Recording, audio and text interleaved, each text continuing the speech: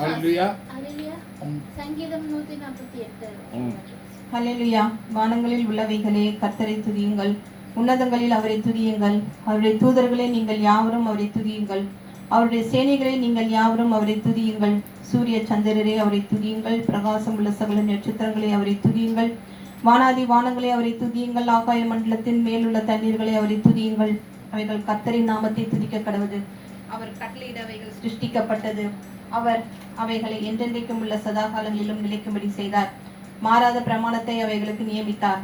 பூமியில் உள்ளவைகளே கர்த்தரை துதியுங்கள், மகா மச்சங்களே, சகல ஆழங்களே, அக்கினியே, கல்மழையே, உறைந்த மழையே, மூடு பனியே, அவர் சொல்படி செய்யும் பெருங்காற்றே, மலைகளே, சகல மேடுகளே, கனிமரங்களே, சகல கேதுருக்களே, காட்டு மரங்களே, சகல நாட்டு மிருகங்களே, ஊரும் பிராணிகளே, இறகுள்ள பறவைகளே, பூமியின் ராஜாக்களே, சகல ஜனங்களே, பிரபுக்களே, பூமியில் உள்ள சகல நியாயாதிபதிகளே, வாலிபரே, கன்னிகைகளே, முதிர் வயது உள்ளவைகளே, பிள்ளைகளே, கர்த்தரை துதியுங்கள்.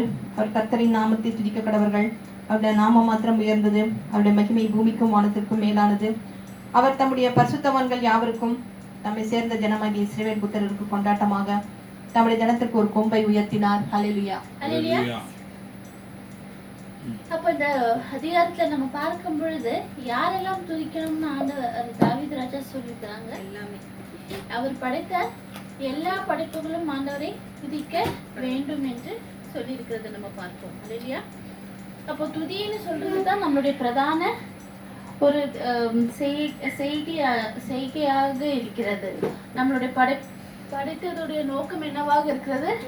நம்மளுடைய படைத்தவரை துதிக்கிறதாக இருக்க வேண்டும். அநேகர் என்ன செய்கிறார்கள்? ஞாயிற்றுக்கிழமை மட்டும்தான் வந்துட்டு என்ன செய்வார்கள்? துதித்து கொண்டிருப்பார்கள் என்று நம்ம பார்க்கிறோம். அப்படி இராமல் நம்ம என்ன செய்ய வேண்டும்? தினமும் நம்மளுடைய ஒவ்வொரு மூச்சுமே எதுவாக இருக்க வேண்டும்? ஆண்டவருக்கு துதியை செலுத்துகிறதாக இருக்க வேண்டும். ஹல்லேலூயா. முதல் பாடல், துதிசை மனமே நிதம் துதிசை.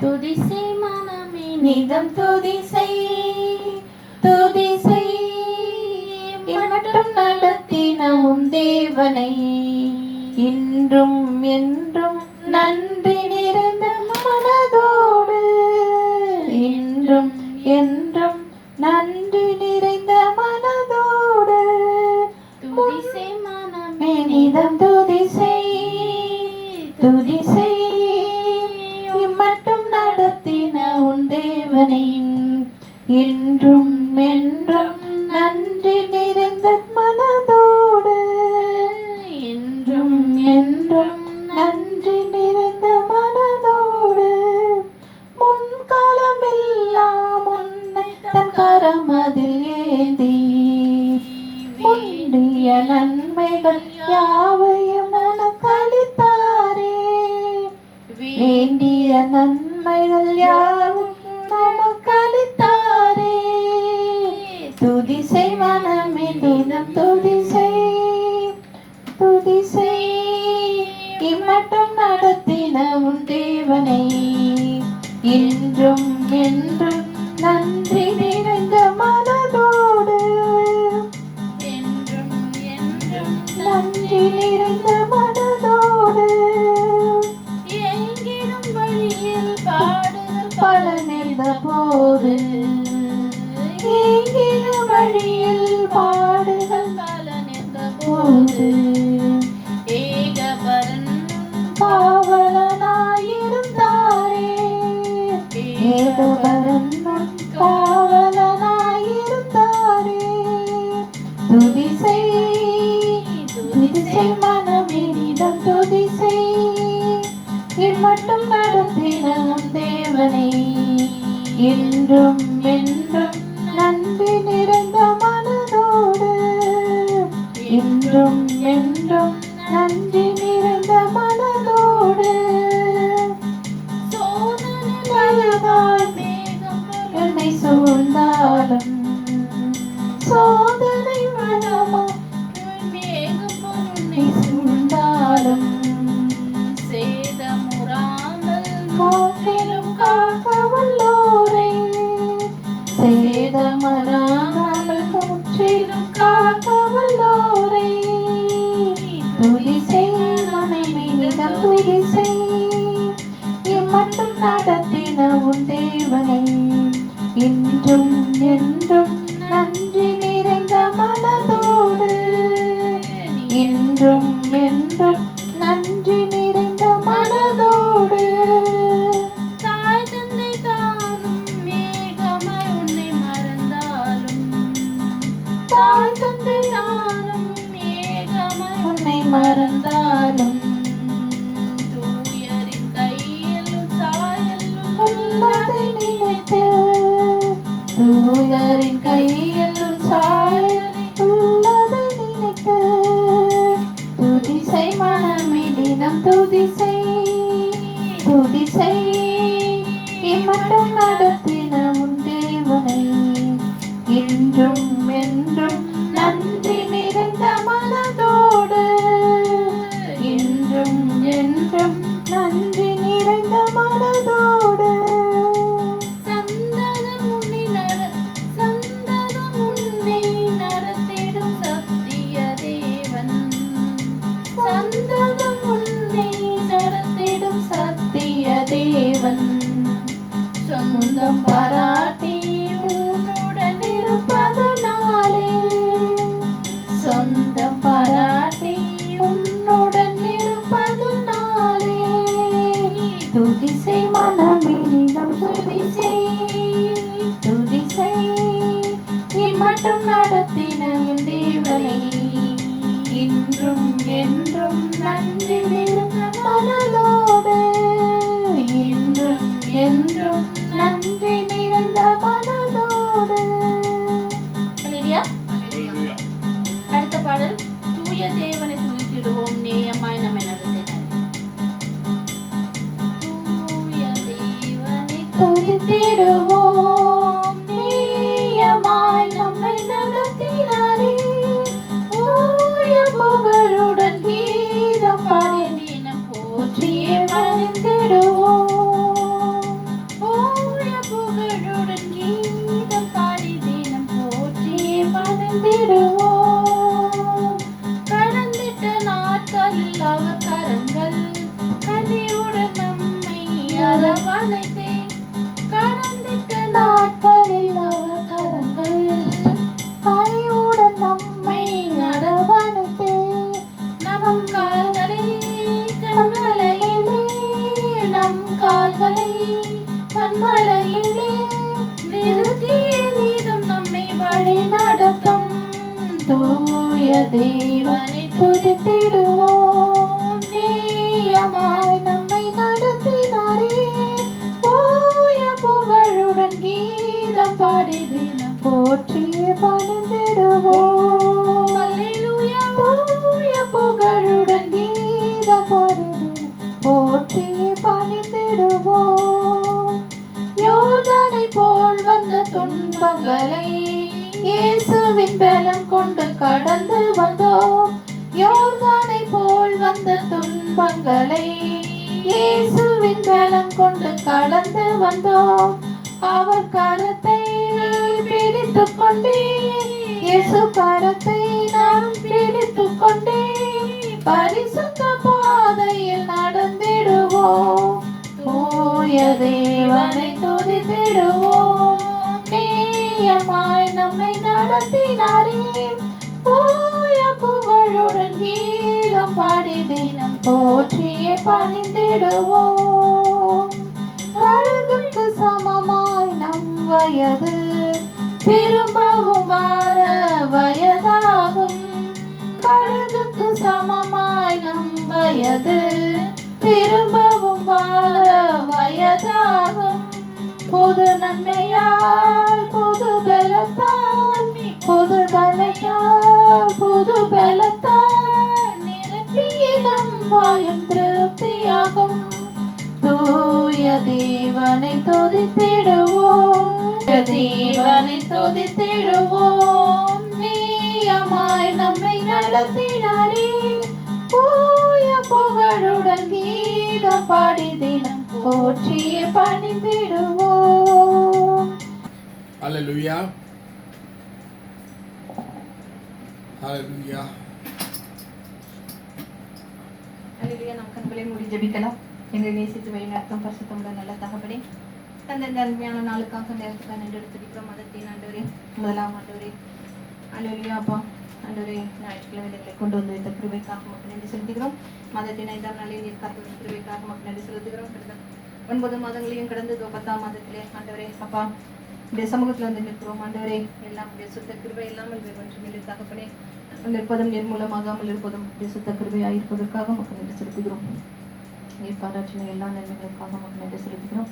எல்லாவற்றையும் நன்றியும் ஸ்தோத்திரமும் செலுத்துங்கள். அப்படி செய்து கிறிஸ்திய சுக்குகளை குறித்து தேவனுடைய சித்தம் என்று சொல்லி பார்க்கிறோம். ஆண்டவரே, எல்லாவற்றுக்காகவும் நாம் மக்கள் நன்றி செலுத்துகிறோம். இந்த நேரத்தில் எங்களோட தகப்பனே கீழெடுக்க போகிற சொல்லப்பட போகிற வார்த்தைகளுக்காக மக்கள் நன்றி செலுத்துகிறோம். ஆண்டவரே அப்பா ஸ்தோத்திரிக்கிறோம். நீர் எங்கும் வியாபித்திருக்கிறவர் என்று சொல்லி பார்க்கிறோம். ஆண்டவரே, உண்டானது ஒன்றும் உம்மாலே அல்லாமல் ஒன்றும் உண்டாகவில்லை. ஆதியிலேயே நீர் தேவனோடு இருந்தீர் என்று சொல்லி பார்க்கிறோம். ஆண்டவரே, ஆண்டவரே வார்த்தையாக இருந்தீர் என்று சொல்லி பார்க்கிறோம். ஆண்டவரே, ஆதியிலே ஆண்டவரே அந்த வார்த்தை இருந்தது, அந்த வார்த்தை தேவனிடத்தில் இருந்தது, அந்த வார்த்தை தேவனாக இருந்தது என்று சொல்லி பார்க்கிறோம். ஆண்டவரே, இந்த வார்த்தைகளை தர ஆண்டவரே எங்களையும் நீர் தெரிந்து கொண்ட ஒரு பாத்திரத்துக்காக மக்கள் நன்றி செலுத்துகிறோம். ஆண்டவரே அப்பா அம்மை நன்றி எடுத்திருக்கிறோம். ஆண்டவரே, உதவிகளை காத்தரலும் எங்கள் சுயத்தில் நாங்கள் எதையும் சொல்லிவிடாமல் ஆண்டவரே இப்படி வார்த்தையை உள்ளதை உள்ளபடி சொல்ல எங்களுக்கு உதவி புரியும். காத்தரலும் வழி நடத்தும் மீட்பெரும் ரட்சகருமான இயேசுவின் இனிய நாமத்தில் ஜெபிக்கிறோம். ஜீவனுள்ள நல்ல பிதாவே, ஆமென். அல்லேலூயா. அல்லேலூயா. இந்த நாளிலும் Amos 7:7-8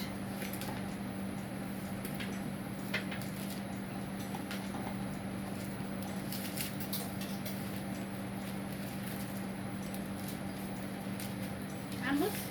7, Okay. 7, 8. The Lord showed me a vision. The Lord showed me a vision of himself standing beside a wall and holding a string with a weight tied to the end of it. The string and the weight had been used to measure the straightness of the wall. But he asked Amos, "What do you see?" "A measuring line," I answered. The Lord said, "I'm using this measuring line to show that my people Israel don't measure up, and I won't forgive them anymore." Amos 7:8. 7ஆம் அதிகாரத்தை 7-8. அல்லேலூயா. பின்பு அவர் எனக்கு காண்பித்ததாவது, இதோ தூக்கு நூல் பிரமாணத்தினாலே கட்டப்பட்ட ஒரு மதிலின் மேல் பின்பு அவர் எனக்கு காண்பித்ததாவது, இதோ தூக்கு நூல் பிரமாணத்தினால் கட்டப்பட்ட ஒரு மதிலின் மேல் நின்றார். அவர் கையில் தூக்கு நூல் இருந்தது. கர்த்தர் என்னை நோக்கி, ஆமோசே, நீ என்னத்தை காண்கிறாய் என்றார்.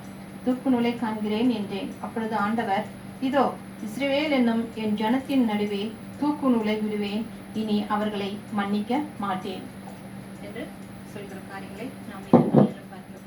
தூக்கு நூல் பிரமாணம், அதாவது பிளம் பிளைன் இல்லைன்னா ஹேங்கிங் த்ரெட் அப்படின்னு சொல்லுவாங்க. அந்த காலத்துல எல்லாம் பார்த்தீங்கன்னா வீடு கட்டும்போது ஒரு தூக்கு நூல் யூஸ் பண்ணுவாங்க. ஒரு நூல் இருக்கும், கீழே வந்துட்டு ஒரு சென்டர் பண்றது அந்த செவுரு சரியா இருக்கா, லெவல்லாம் இருக்கா. அது இந்த காலத்துல எப்படி வச்சிருக்காங்கலாம் எனக்கு தெரியாது. ஒரு ஸ்கேல் வச்சு பண்றாங்களோ. இப்பெல்லாம் நிறைய எவ்வளோ அட்வான்ஸ்டா இது காரியங்களா. அந்த காலத்துல வீடுகள்லாம் கட்டும் போது மேஸ்திரிங்க வீட்டுல எல்லா கையிலையும் பார்த்தீங்கன்னா அந்த தூக்கு நூல் இருக்கும். சுவரெல்லாம் பூசினாங்கன்னா அந்த நூலை வச்சு கரெக்டா பார்ப்பாங்க, எல்லாம் கரெக்டா லெவலா இருக்கா, சுவர் அழகா ஒழுங்கா இது இல்லாம எந்த ஒரு இது இல்லாம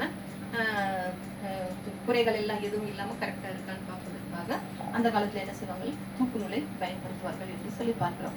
அப்ப தூக்கு நூல் பிரமாணம் என்று சொல்லி இந்த நாளில பார்க்கிறோம். பிளம் பிளைன் என்று சொல்லி நம்ம பார்க்கிறோம். அப்போ கர்த்தர் என்ன செய்கிறாரு, யார்கிட்ட என்னன்னு கேட்கிறாரு, ஆமோஸிடம் நீ என்னத்தை காண்கிறாய் என்று சொல்லி ஒரு தரிசனத்தை காண்பிக்கிறாரு.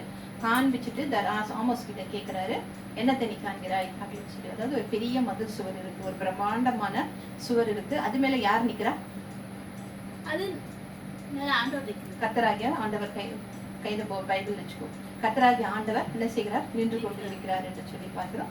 யார் கையில நூல் இருக்கு, ஆண்டவர் கையில தான் தூக்கு நூல் இருக்கிறது என்று சொல்லி பார்க்கிறோம். அப்ப ஆமோஸ் கிட்ட அந்த தூக்கு நூலை காண்பிச்சு நீ என்னத்தை காண்கிறாய் அப்படின்னு சொல்லி கேட்கும்போது ஆமோஸ் சரியாக பதில் சொல்கிறார், நான் ஒரு தூக்கு நூலை காண்கிறேன் என்று சொல்லி.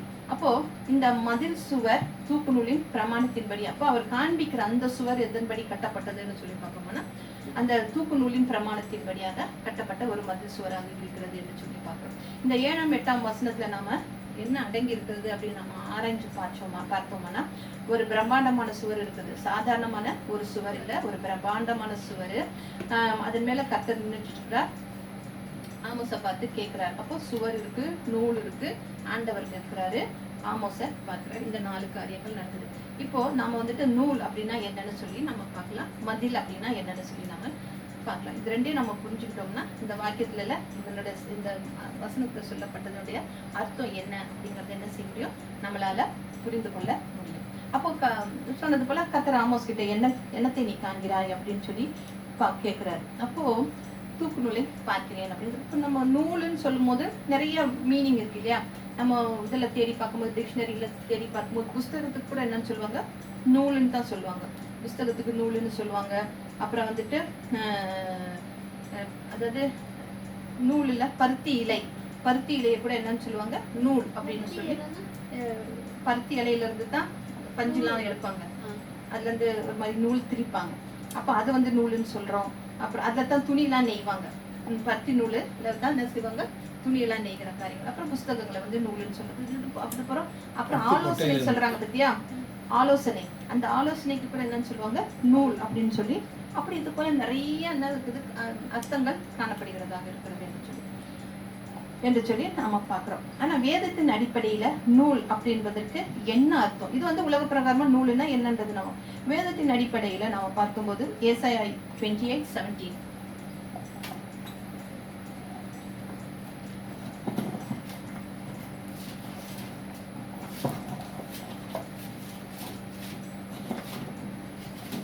ஏசாயா 28:17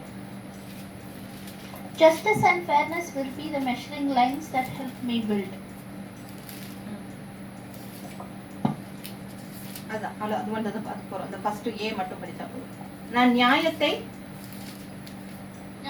நீதியையும் 28:17 நான் வாசிக்கிறேன். தாங்க, எனக்கு தமிழ் பேப்பர் தாங்க, நீங்க தாங்க.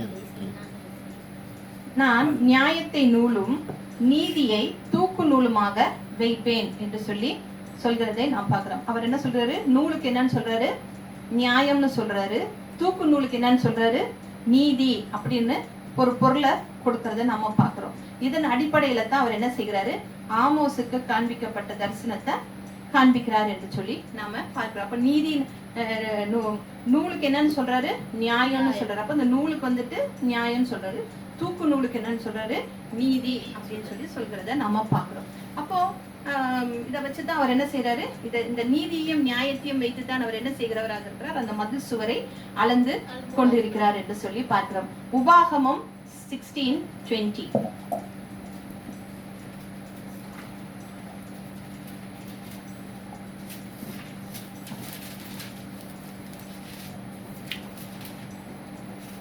People of Israel, if you want to enjoy a long and successful life, make sure that everyone is treated with justice in the land the Lord is giving you. உபாகமம்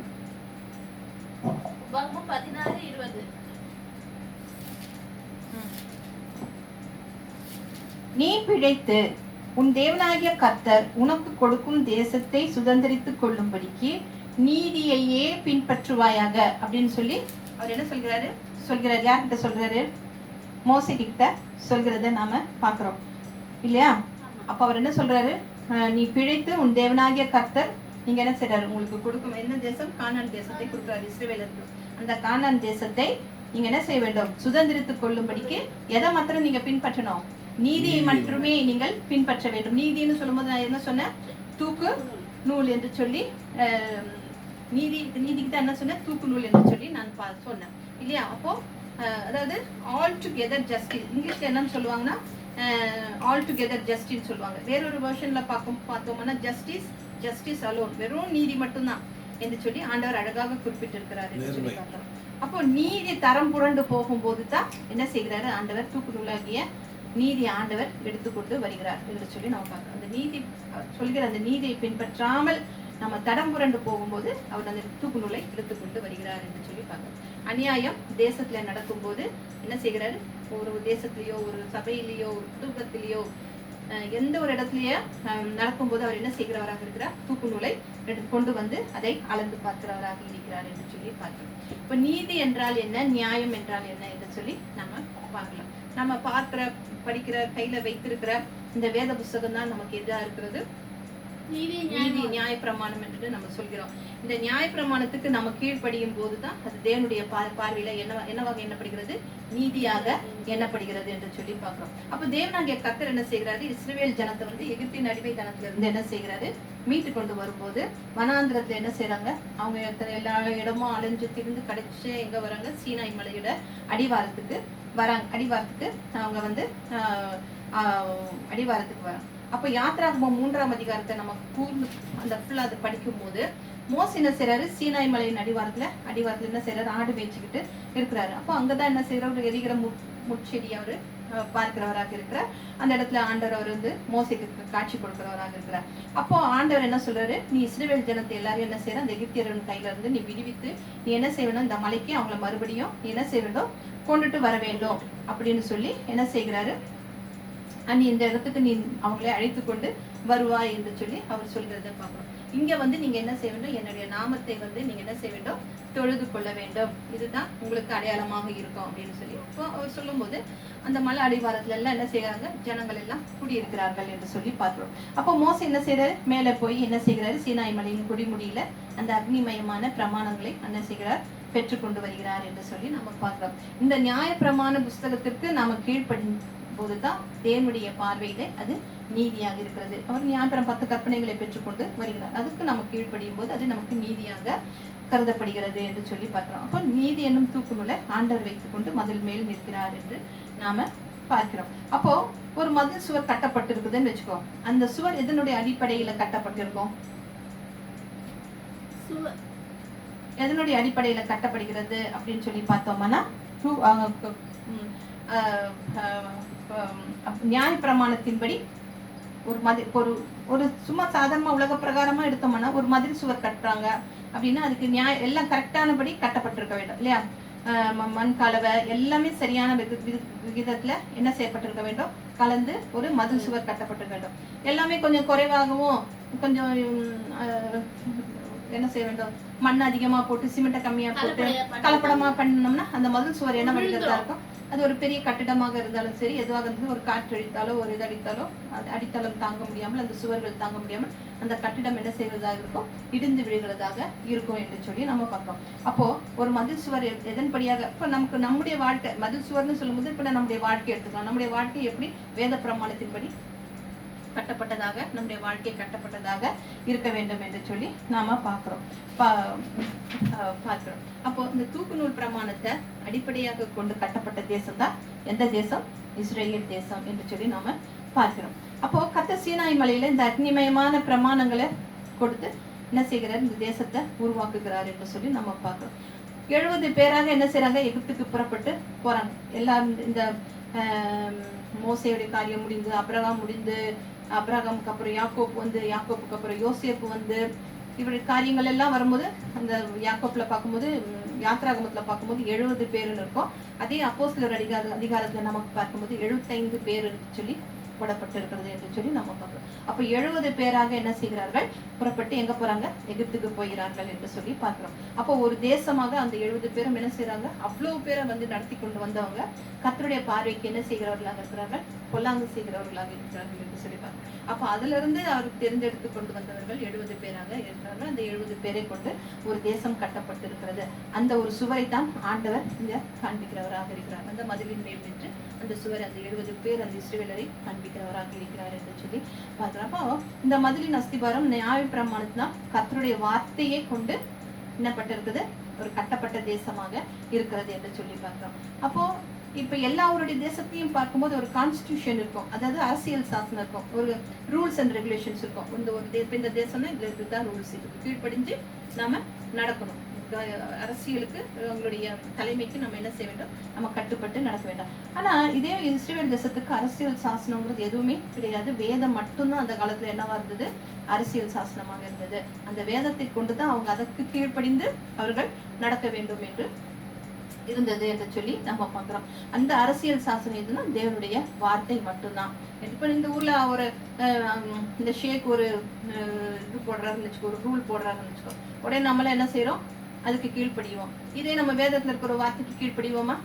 என்ன, கீழ்ப்படிய மாட்டோம். ஆனா இஸ்ரேல் தேசத்துல அப்படிலாம் ராஜாக்கள் எல்லாம் ஒரு ஆடாம தேவனுடைய வார்த்தை மட்டும்தான் அவர்களுக்கு என்னவாக இருந்தது, வார்த்தை மட்டும்தான் இருந்தது என்று சொல்லி ஒரு அரசியல் சாசனமாக இருந்தது என்று சொல்லி நாம பார்க்கிறோம். அப்போ அது போலத்தான் நம்ம எல்லாம் எதால கட்டப்பட்டவர்களாக இருக்கிறோம், வார்த்தையினாலே நம்ம கட்டப்பட்டிருக்கிறோம் என்று சொல்லி நம்ம பார்க்கணும். அப்ப இஸ்ரேல் தேசத்தார்ல என்ன சொல்லுவாங்க, அவங்க வந்து ரொம்ப வந்துட்டு எங்க இடத்துல வேதம் இருக்குது, அது இருக்குது எல்லாம் அப்படின்னு சொல்லிட்டு இஸ்ரேல் ஜனங்கள் என்ன செய்றாங்க, நிறைய சீர்கேடான காரியங்களை செய்கிறவர்களாக இருக்கிறார்கள் என்று சொல்லி நம்ம பார்க்கிறோம். அப்போ நியாயப்பிரமாணத்தினால் கட்டப்பட்டிருக்கிறோம் அப்படின்னு சொல்லி கொண்டிருந்த அந்த தேசத்தை ஆண்டவர் நீதி என்னும் அந்த தூக்கு நூலை வச்சு பார்க்கும்போது, அளந்து கொண்டிருக்கும் போது அங்க வந்து ரொம்பவும் சீர்கேடான காரியங்கள், கர்த்தர் அருவருக்கத்தக்க காரியங்கள் அதிகமாக காணப்படுகிறதாக இருக்கிறது என்று சொல்லி பார்க்க. அதுல தான் கடைசி வசனம் என்ன போட்டிருக்குது, இஸ்ரவேல் ஜனங்களை நான் என்ன சொல்லியிருக்கு, ஆமோஸ் 7:8 இஸ்ரவேல் ஜனங்களை நான் வந்துட்டு இதனால நியாயம் தீர்ப்பேன், அவங்களுக்கு மன்னிப்பு கிடையாது. அதுதான் இங்கிலீஷ்ல போட்டிருக்காங்க. இஸ்ரவேல் என்னும் என் ஜனத்தின் நடுவே தூக்கு நூலை விடுவேன், இனி அவர்களை மன்னிக்க மாட்டேன் என்று சொல்லி அவர் சொல்லுகிற காரியங்களை நாம பார்க்கிறோம். அப்போ இந்த இதைத்தான் அவர் ஆமோஸுக்கு காண்பிக்கிறார் என்று சொல்லி, அது போலதான் எப்படி இஸ்ரவேலுக்கு சொன்னாரோ இன்று நமக்கு நம்முடைய அஸ்திபாரம் எதன் மேல் இருக்கிறது என்று சொல்லி நம்ம என்ன செய்ய வேண்டும், நம்மை நாமே ஆராய்ந்து பார்க்க வேண்டும். நியாயம்தான் நூல், நீதிதான் தூக்கு நூல் என்று சொல்லி நம்ம இந்த வேதத்துல பார்த்தோம் இல்லையா, பார்த்தோம். அந்த பிரமாணத்தின்படி நம்ம ஒவ்வொருத்தருமே நம்ம என்ன செய்ய வேண்டும், நம்ம நாமே ஆராய்ந்து பார்க்க வேண்டும். இதன்படியாக நான் கட்டப்பட்டிருக்கிறேன்னா என்னுடைய அஸ்திபாரம் எதன் மேல இருக்கு, யாரையாவது என்னுடைய அஸ்திபாரம் வந்து ஜீவனுள்ள அந்த தேவனுடைய வார்த்தையின் மேல இல்லாம வேற எதன் மேலாவது நான் அஸ்திபாரம் போட்டு இருக்கிறோமா, என்னுடைய போடப்பட்டிருக்கிறதா, அதாவது ஜீவ வார்த்தை அப்படிங்கிறது யாரு, இயேசு கிறிஸ்து தான் ஜீவ வார்த்தை என்று சொன்னப்போ இயேசு கிறிஸ்துவின் மேல நம்மளுடைய அஸ்திபாரம் இருக்கிறதா அப்படின்னு சொல்லி நம்ம பார்க்கிறோம். அப்போ நம்ம நிதானித்து பார்க்க வேண்டும். நம்மளுடைய நிறைய பேருடைய வாழ்க்கை வந்துட்டு யாரோ ஒரு மனுஷனுடைய மேல, ஊழியக்காரங்க மேல, இல்ல நம்ம வேலை செய்யற ஒரு முதலாளிகள் மேல, அவங்க மேலதான் நம்ம என்ன செய்கிறவர்களாக இருக்கிறோம், ஒரு நம்பிக்கையை வைத்து நம்முடைய வாழ்க்கையை நம்ம என்ன செய்கிறவர்களாக இருக்கிறோம், சார்ந்து இருக்கிறவர்களாக இருக்கிறோம் என்று சொல்லி மனிதர்கள், ஊழியக்காரர்களை என்ன செய்யறோம், நம்ம தெய்வமாக நினைத்து அவங்களத்தான் என்ன செய்கிறவர்களா இருக்கிறோம், வாழ்க்கையில நம்ம வந்து அஸ்திபாரமாக நினைத்து அவங்க சொன்னா நடக்கும், அவங்க ஜெபிச்சா நடக்கும் என்று சொல்லி நம்ம வந்துட்டு ஜீவனுள்ள தேவனுடைய வார்த்தையை கொண்டு நம்ம அஸ்திபாரத்துல நம்ம கட்டப்படாம மற்றவங்களுடைய வார்த்தையை கொண்டு நம்ம என்ன செய்கிறவர்களாக இருக்கிறோம், கட்டப்பட்டவர்களாக இருக்கிறோம். அப்ப நம்ம என்ன செய்ய வேண்டும், ஒவ்வொரு நாளும் நிதானித்து பார்க்க வேண்டும். என்னுடைய அஸ்திபாரம் சரியா இருக்குதா, என்னுடைய ஃபவுண்டேஷன் சரியா இருக்குதானா, அவர் மேலதான் கட்டப்பட்டிருக்கேனா, அவருடைய வார்த்தையின் மேல நான் கட்டப்பட்டிருக்கேனா, இல்ல என்னுடைய சுயமோ, என்னுடைய படிப்போ, என்னுடைய வேலைதனமோ, என்னுடைய செல்வமோ, எனக்கு தெரிந்த பெரிய மனிதர்கள் இவர்களுடைய அடிப்படையில என்னுடைய அஸ்திபாரம் கட்டப்பட்டிருக்கா என்று சொல்லி நம்ம என்ன செய்ய வேண்டும், நம்ம வந்துட்டு இப்ப இவங்களெல்லாம் பார்த்தீங்கன்னா ஆர்சி ஜனங்கள் எல்லாம் பார்த்தீங்கன்னா அவங்க என்ன செய்வாங்க, முக்கியமா புனிதர்களைத்தான் அவர்கள் என்ன செய்வார்கள், அதிகமாக வணங்குகிறவர்களாக இருப்பார்கள். இவங்க அவரு பார்த்தீங்கன்னா வெள்ளிக்கிழமை, செவ்வாய்க்கிழமை, இவரு புதன்கிழமை, அவங்க வியாழக்கிழமை, இன்னொருத்தவங்க வெள்ளிக்கிழமை, இன்னொருத்தவங்க சனிக்கிழமை, இப்படின்னு புனிதர்கள் மேல அவர்களுடைய வாழ்க்கை கட்டப்பட்டதாக இருக்கும். ஆனா ஜீவ வார்த்தை என்கின்ற இயேசு கிறிஸ்துவின் மீது அவருடைய வாழ்க்கை கட்டப்பட்டதாக இருக்காது என்று சொல்லி பார்க்கிறோம். அப்ப எல்லாருக்கும் அஸ்திபாரம் யாராக இருக்கிறார், இயேசு கிறிஸ்துவாக இருக்கிறார் என்று சொல்லி பார்க்கிறோம். விலையேற பெற்ற அந்த மூளைக்கல் யாரு, கர்த்தராகிய இயேசு கிறிஸ்து. அந்த கர்த்தராகிய இயேசு கிறிஸ்துவின் மேல நம்ம கட்டப்பட்டிருக்கிறோமா என்று சொல்லி நாம பார்க்கணும். இதை அடிப்படையாக கொண்டுதான் நம்முடைய வாழ்க்கையே அமைய வேண்டும். ஒவ்வொரு காரியங்களிலும் நம்முடைய வாழ்க்கை யாரை கொண்டு, கர்த்தராகிய இயேசு கிறிஸ்துவை அடிப்படையாக கொண்டு நம்ம வாழ வேண்டும் என்று சொல்லி பார்க்கிறோம். நாம இந்த இஸ்ரவேல் தேசத்தை பார்க்கும்போது இந்த பிரமாணத்தின் மேல அவங்க அஸ்திபாரம் போடப்பட்டு எல்லாம் இருக்கும் போதும் அவங்க என்ன செய்யறாங்க, தாறுமாறாக நிறைய சீர்கேடான காரியங்கள் எல்லாம் காணப்படுகிறதாக இருக்கிறது. ஆண்டவர் வந்துட்டு இந்த மதில் சுவரை தாங்கி பிடிப்பதற்காக நிக்கல, அவர் என்ன செய்வதற்காக நிற்கிறார், அதை அளந்து பார்த்து அதை இடிப்பதற்காக என்ன செய்கிறாரு, வந்து நிற்கிறார் என்று சொல்லி பார்க்கிறோம். இப்போ ஒரு பட்டணத்தை நம்ம கைப்பற்ற, இப்போ வந்து அந்த காலத்துல எல்லாம் சண்டை போடுறதுக்கு போவாங்கன்னா என்னவா இருக்கும், ஒரு மதில் சுவர் வந்துட்டு எப்படியா இருக்க வேண்டும், ஸ்ட்ராங்கா இருக்க வேண்டும். எதிராளிகள் வந்து டக்குன்னு வந்து அவங்களை மேற்கொள்ளாத வரைக்கும் கொள்ளாதபடிக்கு அவர்களுடைய மதில் சுவர் எப்படியாக கட்டப்பட்டிருக்க வேண்டும், ஸ்ட்ராங்காக கட்டப்பட்டிருக்கணும். இப்பவும் சொல்லுவாங்க பத்தியா, அந்த சீனா பெருஞ்சுவர் ஒன்று இருக்குன்னு சொல்லுவாங்க பத்தியா, அவ்வளோ ஒரு ஸ்ட்ராங்கான ஒரு பெருஞ்சுவராக காணப்படுகிறது என்று சொல்லி பார்க்கிறோம். அப்போ அந்த பட்டணத்தின் அப்போ அவ்வளோ ஸ்ட்ராங்கா இருக்கும்போது அந்த மதில என்ன செய்ய முடியாது, தகர்க்க முடியாது என்று சொல்லி பார்க்கிறோம். அதே போல இந்த எரிகோ பட்டணம் எப்படியா இருந்தது, அவ்வளவு சுலபமாக கைப்பற்ற முடியாது இருந்த அந்த நகரத்தை என்ன செய்தார்கள் அவர்கள், எரிகோவை பாட்டு பாடி அந்த மதில் சுவரை இடித்தார்கள் என்று சொல்லி பட்டணத்தின் அறைகள் எல்லாம் எப்படி தகர்க்கப்பட்டது என்று சொல்லி நம்ம பார்க்கிறோம். ஆனா இந்த பட்டணம் இஸ்ரேல் அப்படிங்கிற தேசம் என்பது மதில் சுவரை தான் கொண்டிருக்கிறது. ஆனா அந்த மதில் சுவர்ல என்ன காணப்படுகிறது, தாறுமாறு என்று பார்க்கிறோம். இப்போ இந்த தாறுமாற வந்துட்டு யார் கொண்டுட்டு வரா, ஒரு மனுஷனுடைய வாழ்க்கையில தாறுமாறு, சீர்கேடுகள், பாவங்கள், இதெல்லாம் கொண்டுட்டு வர்றது யாரு, சத்ரு என்று சொல்லி நம்ம பார்க்கணும். முதல்ல சத்ரு செய்யற காரியம் என்னன்னு சொல்லி பார்க்கணும்னா, ஒரு மதில் சுவர் இருந்துச்சுன்னா அதுல எங்க வீக் பாயிண்ட் இருக்கு, எங்க வந்து விரிசல் விட்டு இருக்கு அப்படிங்கறது நம்ம ஒவ்வொரு சுவர் கட்டுறாங்க, கட்டுறவனுக்கு தான் தெரியும் இது இந்த சுவர் நல்ல ஸ்ட்ராங்கா இருக்குது, என்ன இது வந்தாலும் சுனாமி வந்தாலும் சரி, எது வந்தாலும் நிலநடுக்கமே வந்தா கூட நம்ம பார்த்தோம்னா பெரிய பெரிய கட்டடம் எல்லாம் தொப்பு தொப்புன்னு விழுந்துடும். ஆனா சின்ன ஒரு வீடு என்ன பாத்தீங்கன்னா அது அவ்வளோ இது வந்தாலும் அவ்வளவு ஸ்ட்ராங்கா நிக்கிறதா இருக்கு. ஏன்னா அது அவ்வளவு ஸ்ட்ராங்காக அஸ்திபாரம் போடப்பட்டிருக்கிறது.